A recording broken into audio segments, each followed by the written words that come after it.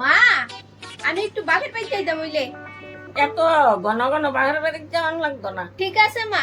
আরে যাও বৌমা, রান্না করো গিয়া, কাতলা মাছ না শুটকি দিয়া, ডাল দিয়া, ভাত দিয়া যাও। ঠিক আছে মা, গিয়ে রান্না করতেছি আমি। খালি বাঘের বাড়ি নাটক খাইয়া বসে একটা।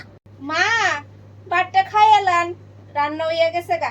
বৌমা, চেহারাটা বাংলা ভাষার মতো কইরা রাখো না। এমন চেহারা কইরা রাখলে লোক কি বেড়ায় ঘরেতে যাইব গা ডরাইয়া।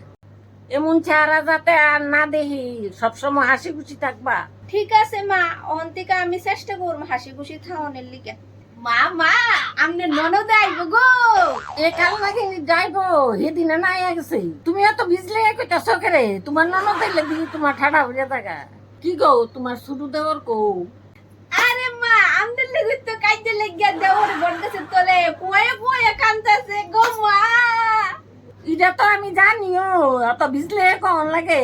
আমার লোকে যে কাইতে লেগে গেছে। আরে মা, আমনের মা তো মইরা গেছে গা।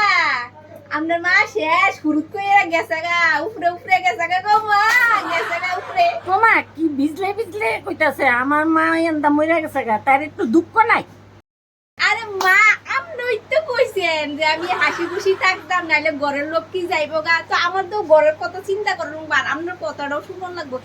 এল্লি কই তো আমি হাসি খুশি গো মা, এল্লি কই হাসি। যে মা ঠিক আছে, আনা তো কইতেছেন দিদার লাগে আমার দুঃখ নেই, আমার বুকটা আছে না ফাইটা যেতেছে দিদার লিগা।